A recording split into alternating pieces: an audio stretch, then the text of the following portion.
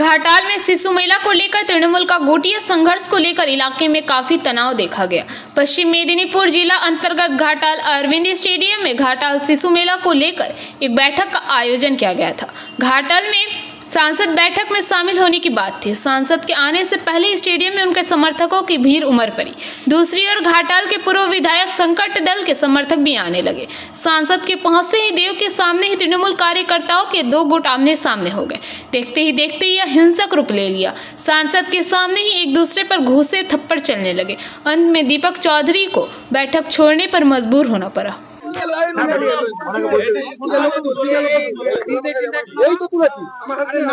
প্রথম কথা আমি আস্তে প্রথমত আজকে আমি খুবই দুঃখিত, কারণ আমার 11 বছরের রাজনীতি জীবনে এরকম প্রথম ঘটনা হলো। মানে আমি 11 বছর ধরে চেষ্টা করেছি ঘাটালের শুধু ঘাটাল লোকসভা কেন্দ্র নয়, আমি বক্তা হিসেবে যেখানে গেছি, যে কোনো নির্বাচনে, সেখানে আমি চেষ্টা করছি শান্তি বজায় রাখতে।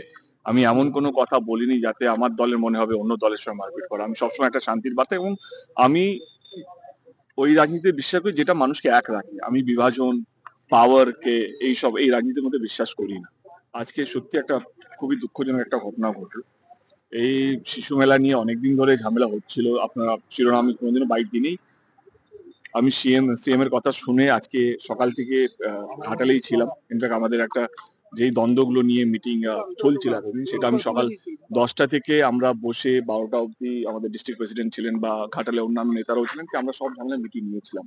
এবং 12টার সময় আমরা সবাই একসাথে বেরিয়ে আমাদের যা সবারই দাবি ছিল আমরা সব মেনে নিয়ে একটা সুস্থ একটা পরিবেশ হোক, কারণ এটা কোনো পলিটিক্যাল মেলা নয়, এটা মানুষের মেলা। আমাদের এই সিদ্ধান্ত হয়েছিল কি, যেভাবে দাম বাড়ছে, কিভাবে এই মেলার মধ্যে এমন কিছু করা যাক যাতে দাম মানে আমরা যদি এই রেন্ট বাড়াই এই স্টল থেকে, তাহলে প্রোডাক্টের দামও বাড়বে।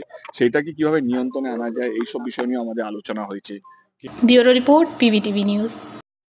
नियमित अपडेट एवं दुनिया भर की ताज़ा खबरों के लिए हमारे फेसबुक पेज को फॉलो एवं यूट्यूब चैनल को सब्सक्राइब करें।